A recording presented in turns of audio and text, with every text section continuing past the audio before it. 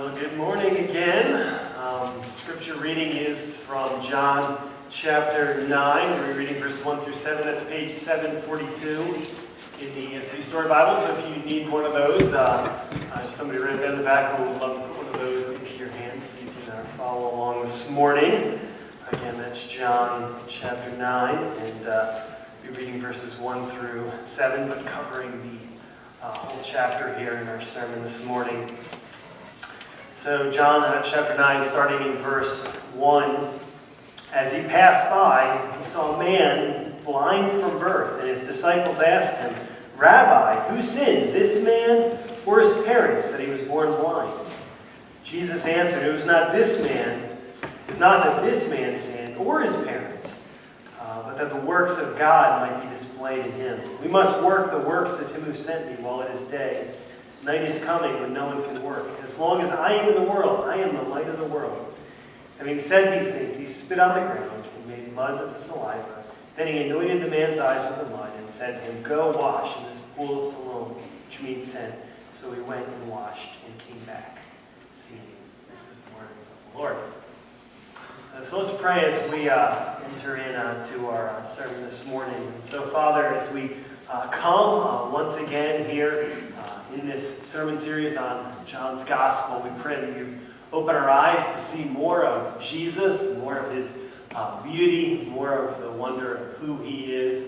When we come to a deeper and fuller appreciation of what he's done, when we walk away just changed as we have seen and encountered more of him. And so we pray you come by the power of your Holy Spirit, would you speak to your people through your word. We pray this all in Jesus' name. Amen.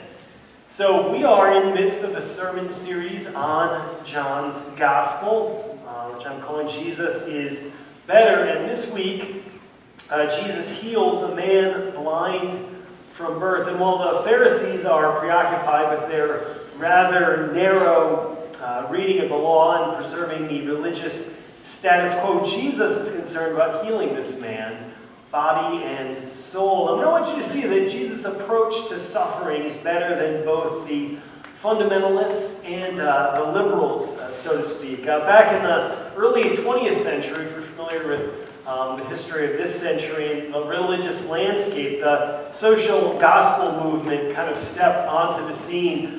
Back in the early 1900s, the social gospel movement was all about, Christianity has just become about all this ethereal, eternal stuff, and no one's worrying about the real physical, material needs out there. And so the social gospel was, we need to throw out some of eternity and God and salvation and eternal damnation. And let's just focus on the really tangible physical needs of people in the world. People need food, they need shelter, they need water. Let's just focus on that kind of stuff. Let's, emulate Jesus in that sort of way. And so they pretty much kind of got rid of all the theological stuff. So we're just going to focus on people's practical, tangible needs, love people like Jesus. And so that was the social gospel movement that really ran in the mainline churches and still influences those churches today. And in response to that, fundamentalist churches in the 20s said, what are we doing? We're throwing out Jesus, salvation, eternity, all these really big things. People need to be converted. They need to know God. They need to have a personal relationship with him. And so what you had in these two different tracks, you had the fundamentalists who were thinking all about how can we get people saved from their sins, get them safe to heaven, how do we care about their eternal souls, and you have the more of the mainline church, more the liberal churches that were how can we care for people's bodies, their physical needs, their physical concerns. And what I want you to see is one of the reasons, again, as we're going through this series, why Jesus is better, which is our tagline for this series, is that Jesus is concerned not just about people's physical well-being, but also about their spiritual well-being. What we see in this parable is the way Jesus combines both this incredible heart, compassion, mercy for those that are hurting, those that are marginalized, the least of these, alongside its incredibly robust desire that people's souls are ultimately fed, that people are reconciled to God and experiencing this beautiful, life-transforming relationship with him. And so my aim for this morning's message is that rather being a church that's preoccupied with preserving the religious status quo here in Grand Rapids is that we would be a church that's passionate about meeting the physical and spiritual needs of our city. That we would be a church that models this kind of life that Jesus offers. And to do that, I want you to see how Jesus first heals this man's blindness.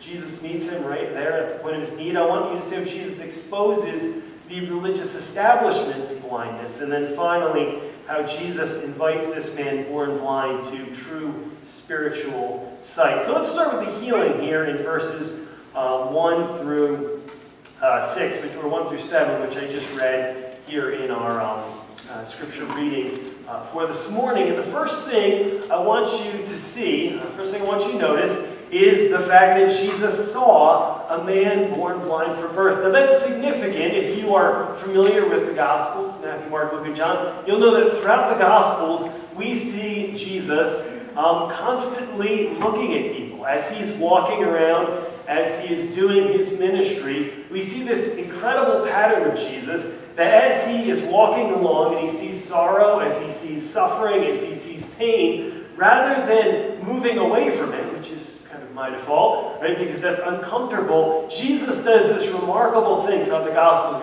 Whenever you see Jesus seeing, instead of moving away from that suffering, we see Jesus moved by incredible compassion, moving towards people in the midst of pain and suffering and ministering to them. So this is just one illustration today of that really beautiful pattern in Jesus' ministry. And I think it's one of the more beautiful things about Jesus, one of the more moving and powerful things about the life and ministry of Jesus, that instead of moving away from the pain and suffering in the world, Jesus moves towards it. And of course, that's the whole point of the incarnation.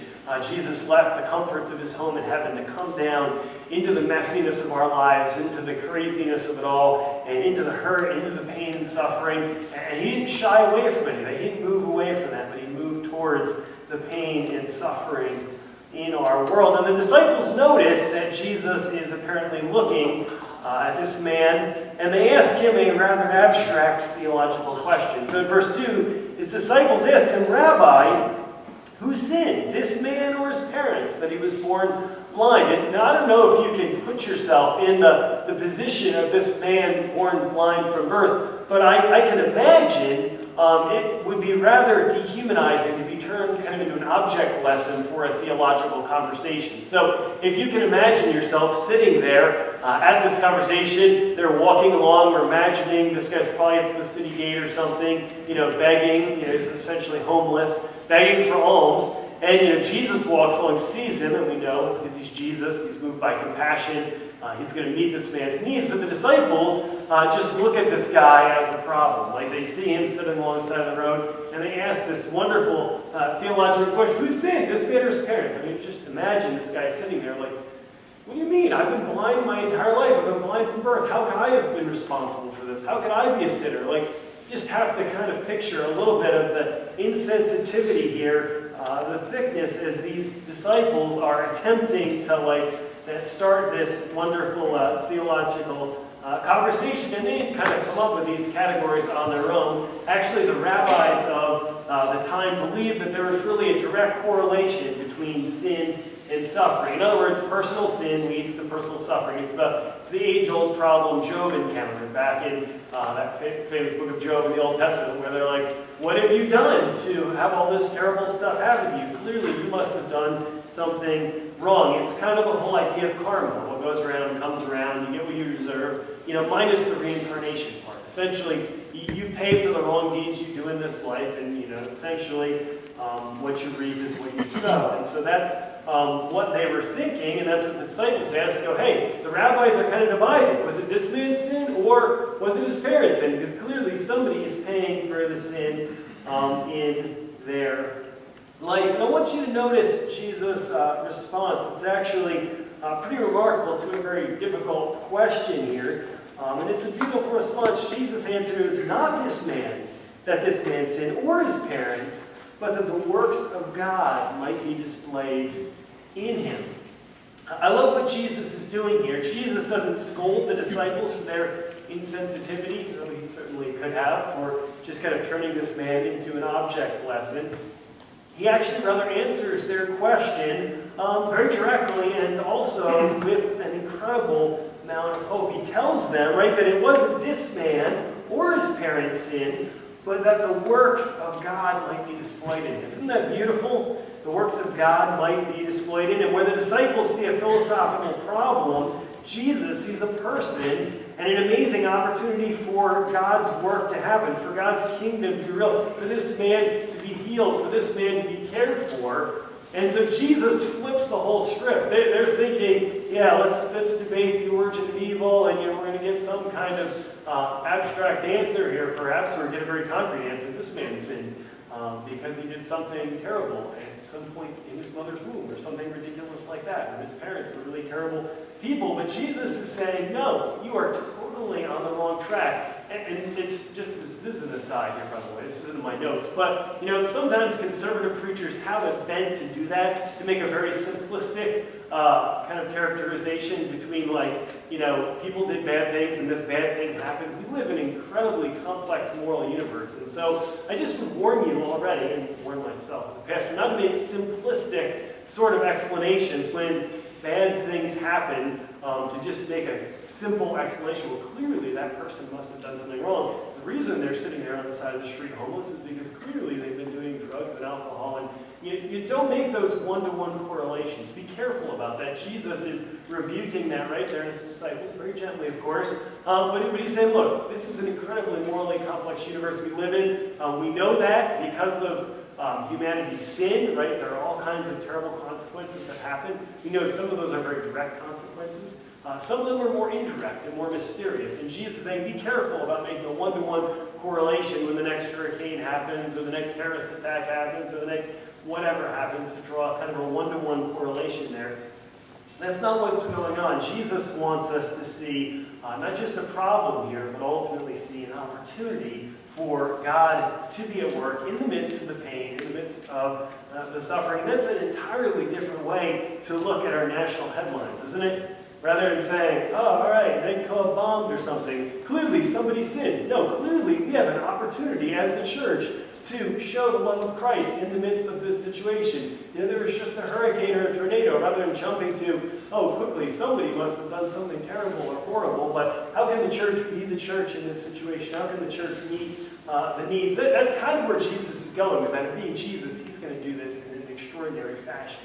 But the principle for us, I don't want it to be lost on us, the opportunities that we have as the church to look at the problems, look at the pain, look at the suffering in our world, and not try to just draw a simplistic one-to-one correlation with clearly somebody sinned in this problem and then point the finger. Because remember from last week, there's always three pointing back at us when we start pointing the finger. But see, this is an opportunity really for the work of God to go forward. Now, if I were doing the healing, I think I would have done something a little cooler, maybe like a little Harry Potter thing, like have some really cool little spells and zap them and watch them, watch them come to life and jump up and be like, wow, look at me, I just healed this guy. But Jesus does something very interesting in his healing here. Do you notice what he does here in verse 6?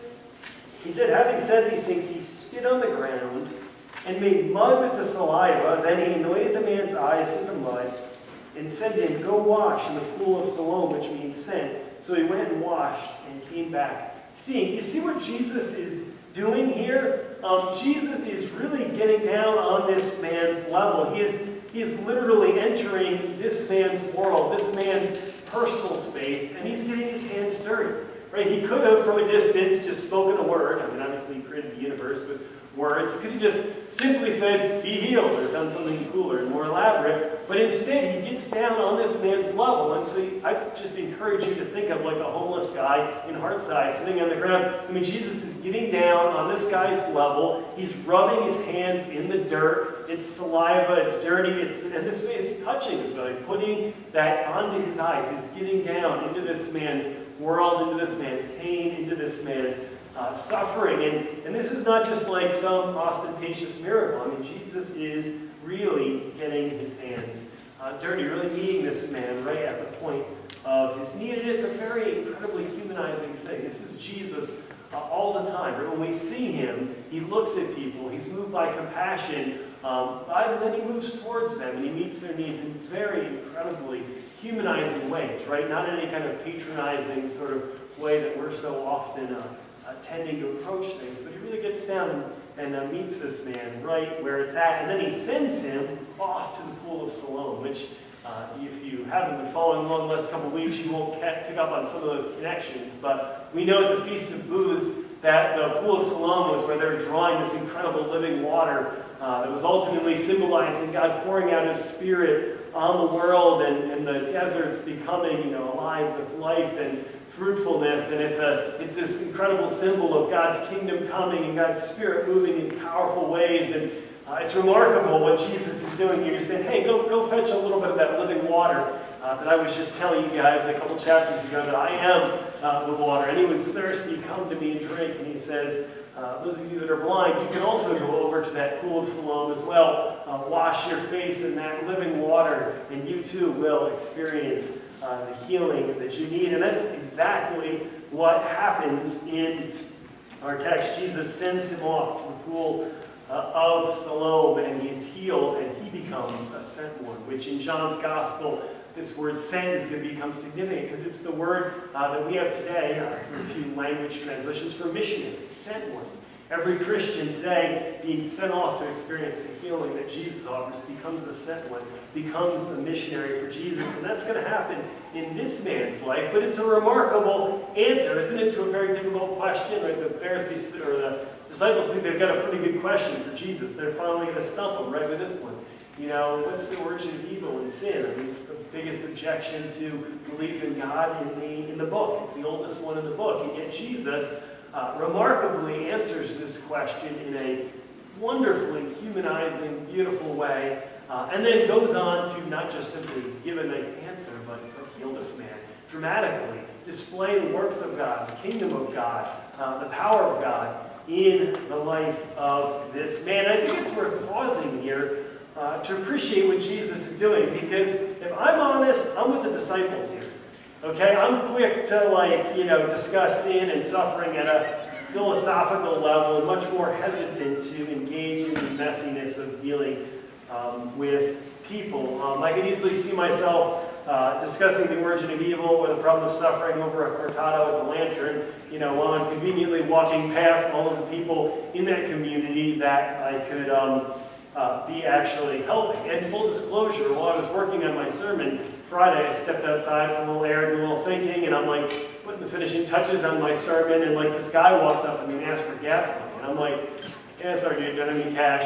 See you later. And I didn't have any cash. But it only occurred to me about 15 to 20 minutes later that I could have actually taken some time out of my sermon prep talking about meeting needs, compassion, and I could have been I don't have money, but I could sit down, hear your story, maybe walk over to the gas station with my credit card, or find out that he doesn't actually have a car or anything like that to put gas in. But yeah, I could have at least heard his story and been able to walk with him through that. But of course, I was too busy writing a sermon about caring about being compassionate to really actually enter into that. So isn't that our lives so many times? I hope I'm not the only one that finds yourself in that place where you're oh yeah, I'm supposed to actually do some of this stuff here. And so it's interesting to put ourselves in this position. Fortunately, my wife is kind of on the other side of the spectrum. She doesn't have as much patience for all this discussion and debate. She just wants to do stuff. And so I find myself constantly swept up into all kinds of interesting adventures because of that.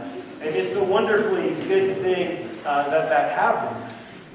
But it's good. That's what the church is supposed to be there for, right? There are people that are really sensitive about issues of social justice, care for the least of these, the needy, the poor, the homeless, that help push the rest of us, right, out of our little comfortable comfort zones or world of ideas to really get down and get our hands dirty, right, in the real challenges that we have here in our city. So how about you? Where do you find yourself along that spectrum? If you were to find yourself in that position with the disciples, do you identify more with the disciples who are kind of ready to have a cool philosophical discussion, or do you see yourself much more with man, I want to get my hands dirty. I want to be in there. Yes, loving Jesus, getting his hands dirty in the mud and healing this man. This is really great. It's Jesus' love for the least of these that deeply resonates with those of us that are on that social justice side of things, that are on the more liberal stream of the church, right, that are much more concerned about how do we care about the poor and poverty and social justice and racism and sort of systematic concerns. It's texts like this that have led people to say, yeah, this is what it's all about, isn't it? We've got to be like Jesus. We've got to be healing people. We've got to be out there on the front lines doing these wonderful things. It's what spurred kind of the social justice, or the social gospel movement and the social justice today. People going, let's rediscover the way of Jesus, his compassion, his mercy, his desire to meet the poor in remarkable ways. And it's this sharp contrast. And this attitude of Jesus, this perspective of Jesus, is what's going to stand in such sharp contrast to the religious fundamentalists of Jesus' day, who are totally blinded by their religious agenda to even see what Jesus is doing. And so we move kind of from Jesus, who's just ministry, doing the works of God, kingdom of God, he's coming through in the healing of this man. And then we're going to see this confrontation with the religious establishment, and they're going to be kind of the classic fundamentalists, right? Very concerned about their rules, very concerned about the theological details and scruples.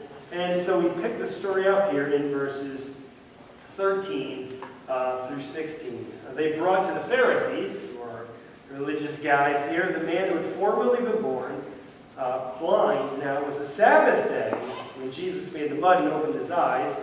And if you've been following along back in chapter 5, this was already an infant confrontation Jesus had with the Pharisees over the Sabbath. So you know this is going to come back up again. And so the Pharisees again asked him, he has asked how he received his sight. And he said to them, you put mud on my eyes, and I washed, and I see. Some of the Pharisees said, this man is not from God, for he does not keep the Sabbath. But others said, how can this man who is a sinner do such signs? And there was a division among them. And so what we're going to see here is that Jesus' healing is going to expose the blindness of Pharisees. And so it's pretty noteworthy that a man born blind has just received his sight. And apparently all the religious establishment is worried about is that this could possibly be construed as a Sabbath violation, which really does raise that question, who's really blind here? Or maybe more accurately, who is aware of their blindness? By the end of the story, it's the blind man who sees, and the men with 20/20 vision who prove to be blind. But it's pretty noteworthy, right, that the religious establishment can be so utterly entrenched in their own ideas, so lost in their legalism, that they dismiss both this man and the miracle. The blind man, however, seems to be seeing things a lot more clearly. And so in verse 17, they said to the blind man, what do you say about him, since he has opened your eyes? And he said, he is a prophet. So clearly, this man has got a little bit clear of a sense of what's going on in this situation. But having already made up their mind that this man is not from God, and that therefore this man must not have been born blind, they call the man's parents to discredit the story. And so in verse 18, the Jews did not believe that he had been born blind, that he had received his sight, until they called his parents. And the man asked who had received his sight, and asked them, is this your son, who you say was born blind? How then does he see? His parents answered, we know that this is our son, and that he was born blind, but how he now sees, we do not know, nor do we know who opened his eyes. Ask him, he is of age, he will speak for himself. His parents said these things because they feared the Jews, for the Jews had already agreed that if anyone should confess Jesus to be the Christ, he was to be put out of the synagogue. Therefore his parents said, he is of age, ask him. And so, of course, the Pharisees' attempt to discredit this man's healing kind of backfires, because the parents are like, look, you know, this is our son, he was born blind. Beyond that, we're not going to say anything because we don't want to get thrown out of the synagogue, but you can talk to him. He's of age, he has been healed. Let's just put the ball back in his court. And so they go back to the man, this time trying to discredit Jesus. If they can't discredit the miracle, they need to discredit the miracle worker. So in verse 24, so for a second time they called the man who had been born blind and said to him, give glory to God. We know that this man is a sinner. Give glory to God. This man, we know this man is a sinner, which, you know, is pretty remarkable, right? It's just a remarkable object lesson in missing the point, right? This man has just been remarkably healed. Everyone is amazed. The kingdom of God breaking in, the works of God happening, and these guys are so locked up, right, in their own religious tradition, their own religious legalism, that they can't possibly see this as the hand of God. It's jarringly, it's insensitive, like I mean, they're telling this man who was just healed by Jesus, a man who was born blind, a man who has been begging at the city gates his entire life, a man who was probably neglected by the same religious establishment that ignored that he was there. They're telling him now, you need to condemn this man. You need to call him a sinner. It's really pretty remarkable. But this man is not quite as easily cowed as his parents. And so he goes on to tell them, and I love that, whether he's a sinner, I do not know. One thing I know, that I was blind, but now I see. And what a wonderful testimony.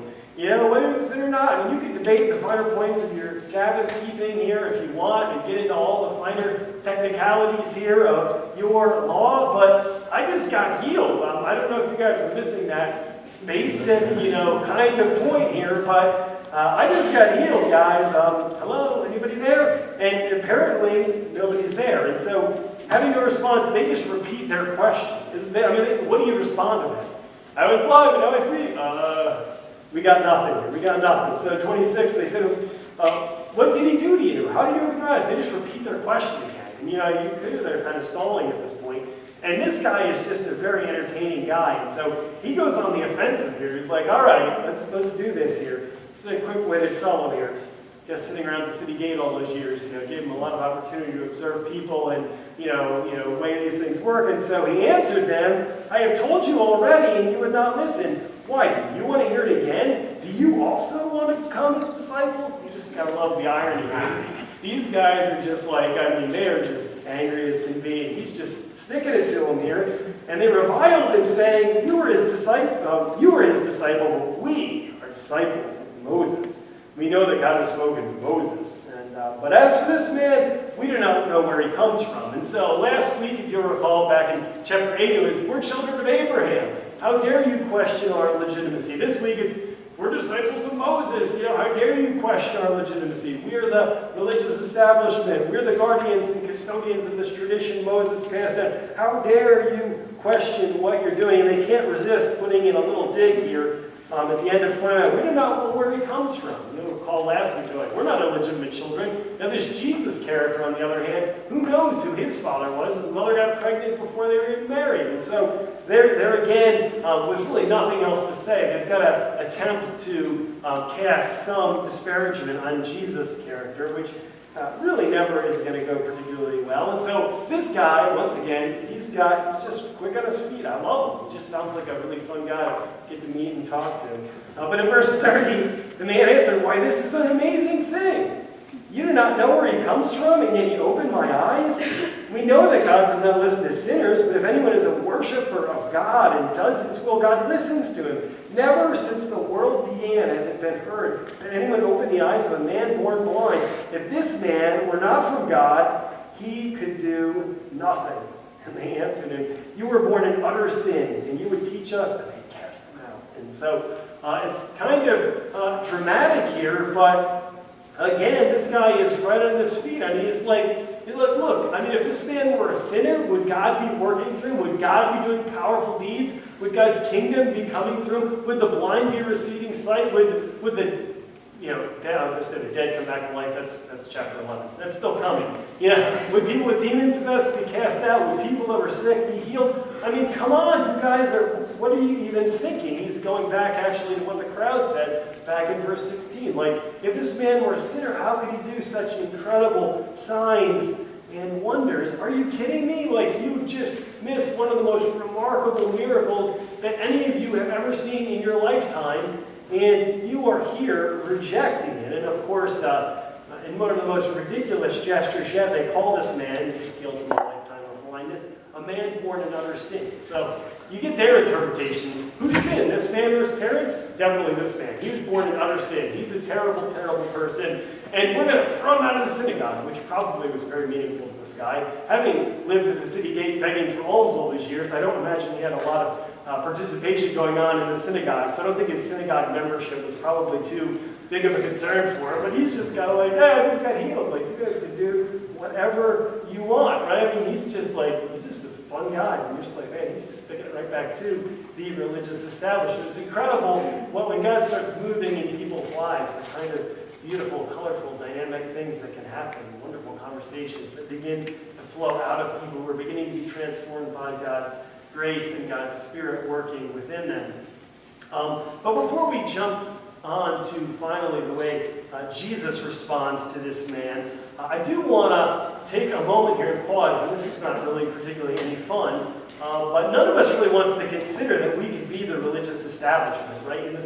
Anybody want to go, yeah, that's me, I'm one of those Pharisees, missing the big details here, totally missing the point of what Jesus is doing. But we've got to stop, being the wonderful conservative church people here in West Michigan, to consider at least the possibility, right, that this could be us, right? We could be in danger of missing the point. We could be those people sitting around here who are thinking, hey, we've got everything right. We've got all our I's dotted, our T's crossed. Like, we don't need any help. We've got it all figured out. And that's kind of the problem with spiritual blindness, right? You don't always see it, and it's kind of subtle that way. And so we've got to consider the areas here where we could be so caught up in our rules and our traditions and our values that we're missing what Jesus is doing in the city. Are we more concerned about people's language, drinking, alcohol, political parties, eschatology? I'm just listing a few things where I've had interesting conversations with people along the way who want to make a huge issue out of these things like, oh my gosh, somebody used a bad word. There's a lot of worse things happening out there in the world right now. Like, oh my gosh, there's people that drink alcohol in moderation. This could be a terrible, terrible thing. Like, there's somebody, I heard there were some Democrats in this church. Oh my gosh, the world is going to end. Or I heard there were some Republicans in this church. No, this is terrible. Or I heard somebody's premillennial or pre-trib or post-mill and it's really bad news. And, I just wonder sometimes, like, are we in danger of making our pet issue, our personal hobby horse, the issue? And for the Pharisees, clearly it's what?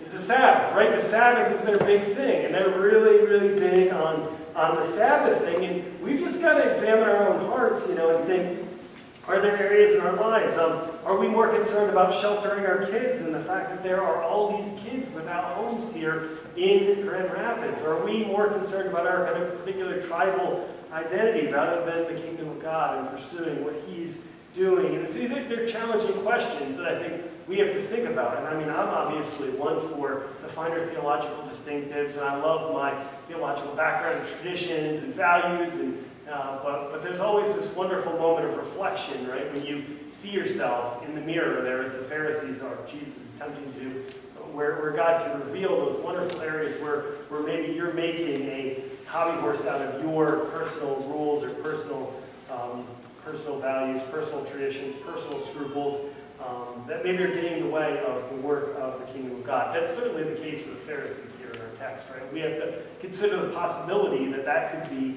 us as well. And so we've seen Jesus show this remarkable compassion to this man born blind. We've seen him expose the Pharisees' blindness in a very remarkable, funny way through the man born blind, ironically. Doing that. And now, finally, Jesus invites this man who's born blind to true spiritual sight. It's really interesting, isn't it, throughout this blindness and sight issue? Right? It's the man born blind, and the poor guy who's been born blind. But by the end, it's the Pharisees that are the ones stuck in darkness, and this man is seeing everything very clearly. And what I want you to see here, finally, is that Jesus is concerned not just for this man to have physical sight, not for him to just get off the street, off the curb, not be begging for alms anymore, but he's just as deeply concerned about this man's spiritual sight. And that's why Jesus tracks him down here in verse 35 to talk to him. So Jesus heard that they had cast him out, and having found him, he said, "Do you believe in the Son of Man?" He answered, "Who is he, sir, that I may believe in him?" And Jesus said to him, "You have seen him, and it is he who is speaking to you." He said, "Lord, I believe," and he worshipped him. Jesus said, "For judgment I came into this world, that those who do not see may see, and that those who see may become blind." You see what Jesus is doing here? Jesus tracks this man down and asks him this very direct question: do you believe in the Son of Man? So Jesus meets this man's physical need, but he is very intentional about meeting his deeper spiritual need, and he does this by pointing to himself. He recognized it would not be particularly loving to simply go heal him and then go, hey, go figure out your life here, hope it works out for you. Rather, he's saying, look, I just gave you physical healing, life, vitality, but you're not going to experience life at its deepest, fullest, most abundant level if you don't have a relationship with me, if you don't understand who I am and what I'm doing. The reason that I have the power to heal you and restore life to you should let you know that I am the one, like back in John chapter 1, right? The one who was with God, the one who was God, the one through whom all things were created. If I'm that person, as I've just proved by healing your blind eyes, then you need to recognize who I am, because I know what life is all about. I've created you, I've designed you with a design and a purpose and a meaning. And so if he doesn't recognize and understand that, right, Jesus is only doing half of his work. Jesus needs to heal the man physically, but he also needs to heal the man spiritually. And that's the point of John's gospel, right? The vignettes, as we've been seeing throughout. In John 20:31, the point of the book is that you may believe that Jesus is the Christ, the Son of God, and that by believing you have life in his name. And so Jesus, it's not like saying, hey, it's all about physical healing, or it's all about spiritual healing. No, I've healed this man physically so that he can enter into this deeper, abundant life that I am offering to him through the gospel, through the good news. And it's interesting, the man has already declared that Jesus is a prophet. I mean, he'll go, what do you think he is? Back in 17, well, he's got to be a prophet. I mean, clearly, anybody that can heal somebody. He clearly argues that he's from God. Back in 33, he's like, I mean, how could somebody not from God do something this remarkable, this incredible? But Jesus is inviting him to take the next step, to believe that he's not simply a good prophet, not simply a messenger sent from God, but that he's truly the Son of Man, which is an interesting expression here because Jesus is drawing on this mysterious figure in Daniel 7:13 through 14. And so in Daniel 7:13 through 14, Daniel says, as I saw in the night visions, and behold, with the clouds of heaven, there came one like a son of man. He came to the Ancient of Days and was presented before him, and to him was given dominion and glory and a kingdom, that all peoples, nations, languages should serve him. His dominion is an everlasting dominion which shall not pass away, and his kingdom one that shall not be destroyed. You see, Jesus is inviting this man to believe that he's more than a prophet, more than a messenger from God, that he is God's anointed king who will reign over God's anointed kingdom. He's the Messiah. He's the one sent from God, and we're going to see that he in fact is God himself. And we see that by the man's response. Not only does the man believe that Jesus is the one, the Messiah, this Son of Man from Daniel chapter 7, this one that God has sent to mend the world, what we see here, verse 9 says, Lord, I believe, and he worshipped him. And that's important that we see that here, right? That this man is going to take a step beyond just saying, believing, yeah, he's a great guy, he healed me, I believe he's a prophet, I believe he's a messenger, I believe he's a great teacher. He's like, no, I'm going to cross over this threshold from simply believing that he's a great guy to believing that this man is truly God, right? Because that's the borderline there, right? We can admire great men, we can trust great men, we can be inspired by great men, but we don't worship great men, right? That would be crossing the line into idolatry. We worship the true and living God, and his response tells us, right, that this man is God, and this man has truly understood who Jesus is. And of course, in that culture, right, any attempts to worship anyone other than God would have been met, as it has already been throughout the course of this gospel, with stoning, right, the death penalty.